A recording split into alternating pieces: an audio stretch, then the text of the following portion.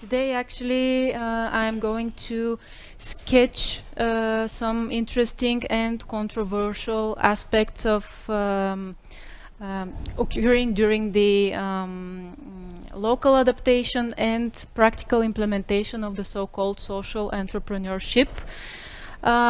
This is what I worked on during my time as a PhD student and continue to do so somehow now as a postdoc at the Bulgarian Academy of Sciences. So why this topic? This is a global phenomenon which embodies new kinds of relations between civil society, state and business. Three now, to me, overlapping spheres which boundaries are more and more blurry. My intention is not to destroy the positive aura which surrounds this hybrid business model. Neither is to defend the traditional welfare state, but to give some food for thought. This is why I decided to share with you as much empirical data as possible, and this is what you will see on the following slides.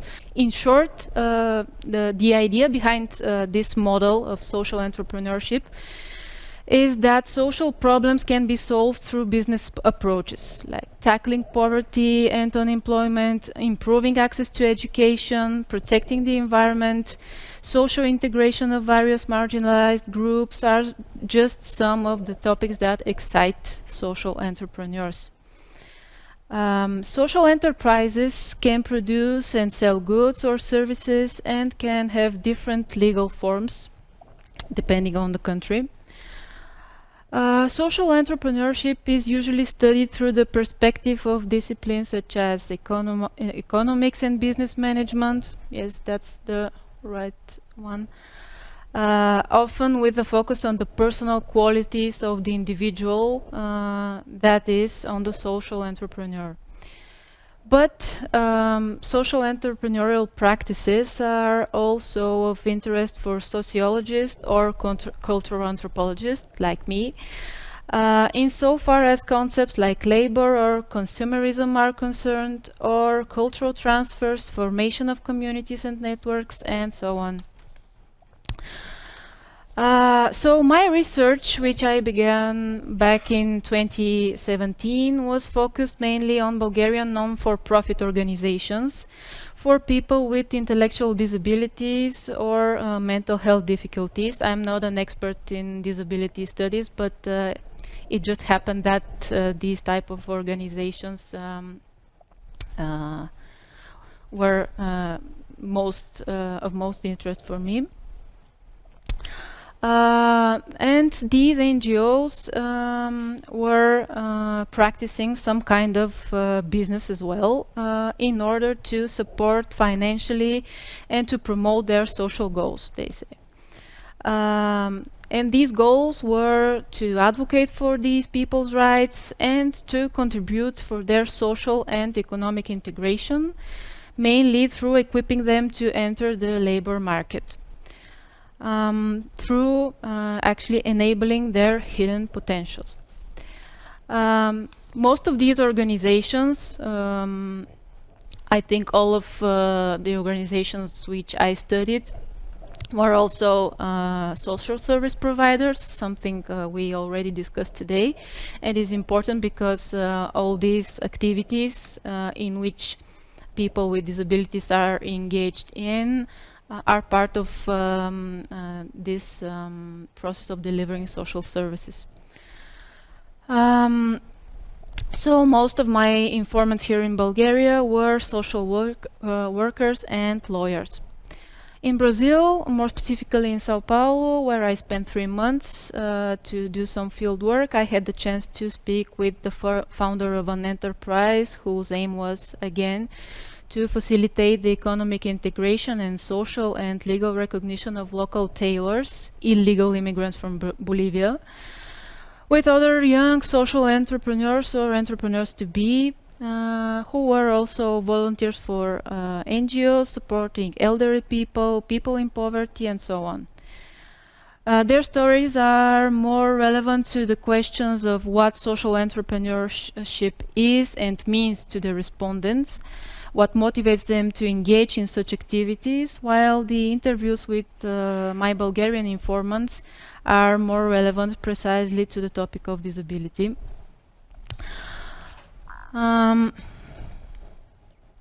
What you can see there on the slide are a few quotes from three young and well-educated women from Brazil.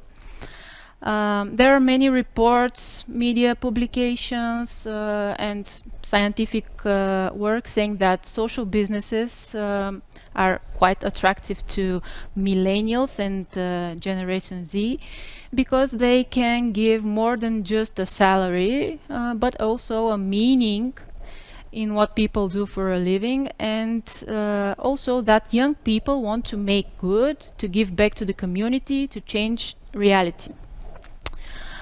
Something which apparently here from the first quotation, neither the state nor traditional companies nor scholars can do.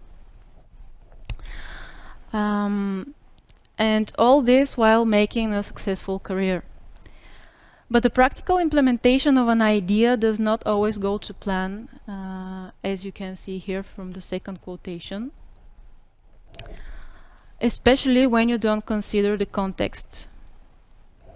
By the way, Pinheiros, this is a very nice neighborhood in Sao Paulo, and I used to live there during my stay in Brazil.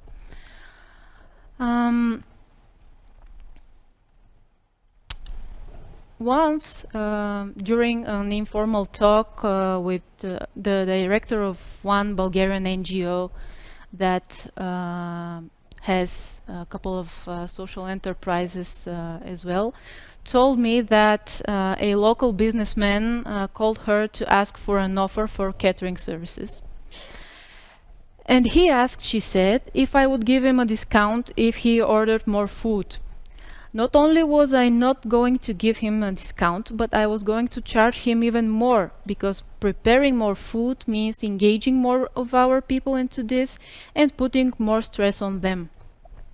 These people, their people, were with different kinds of intellectual disabilities, who were visiting their the NGO's daycare center, where they received therapy and tried to acquire different skills like cooking, handcrafts, and others.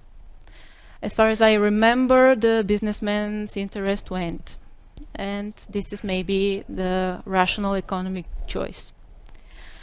A similar dilemma, to go for the big purchase or to preserve your people's well-being at the cost of losing a client, occurred for another social enterprise that I was studying back in 2020.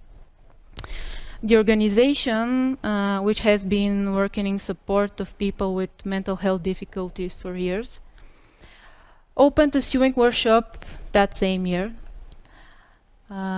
meaning the year of the COVID-19 outbreak.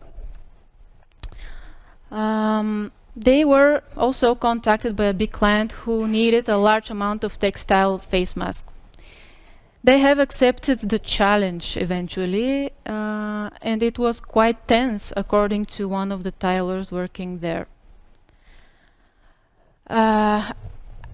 It has to be mentioned that many of these NGOs, including the two that I'm describing right now, are also beneficiaries of public and private grants, social services providers, as I already mentioned, which helps them keep going, but at the same time threatens their advocacy functions.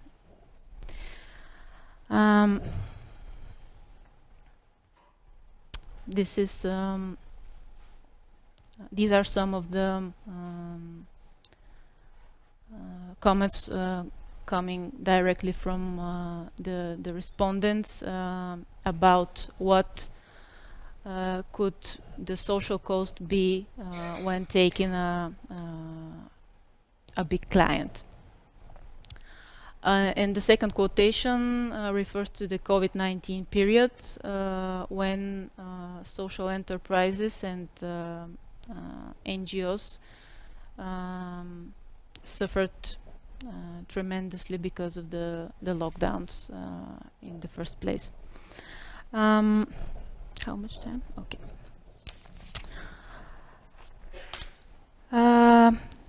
What I noticed during my observations on and offline was also that many of the social enterprises products were simply not good enough from consumers' point of view.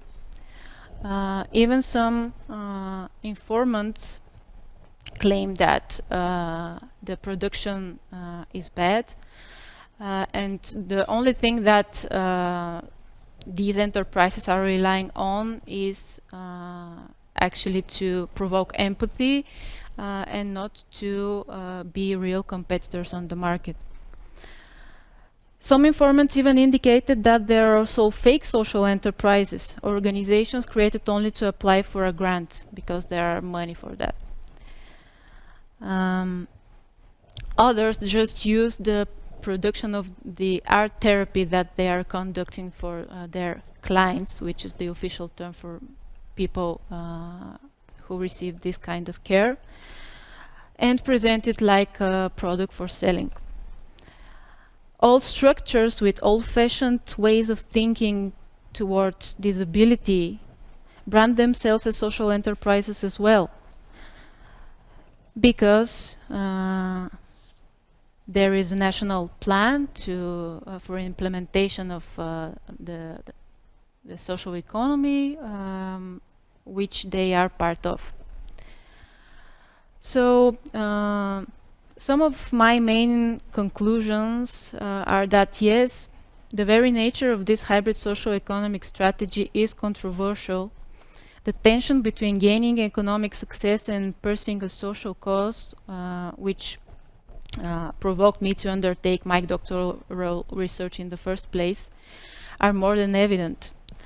Like every other entrepreneurial initiative, social businesses and their leaders, be they freshly graduated business administrators who want to work for organizations with purpose, or exhausted ex-corporate employees battling their burnout syndrome, or experienced social workers trying to play the role of marketing specialist, they take risks and they can fail.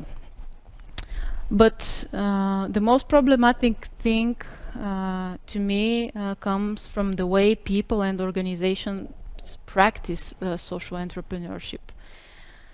Basing entrepreneurial activities only on presumptions about other people's needs can lead to a social catastrophe.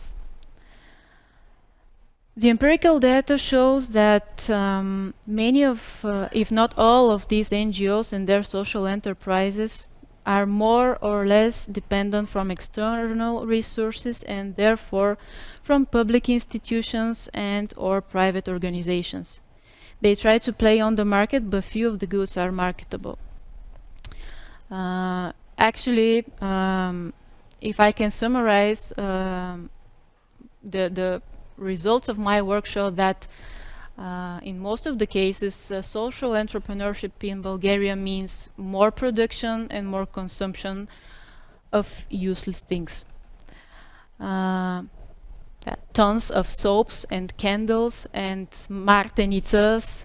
These are typical for our region, like jewelry or objects which we put in our homes every spring, are produced every year and are looking for souls who feel uncomfortable seeing a person with disabilities.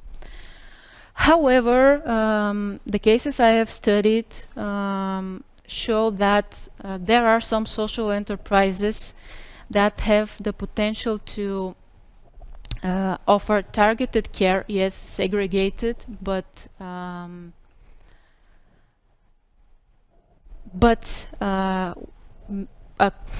let's say to do something effective, to actually put the people that they care for at the center of their small systems, and to advocate actively and let's hope effectively for their legal rights. Last but not least, they help their families live more with the idea that even when they are gone, their children will be able to survive without them.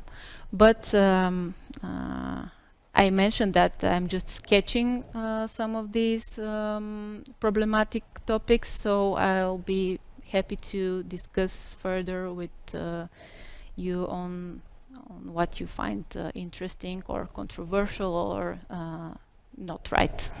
Thank you.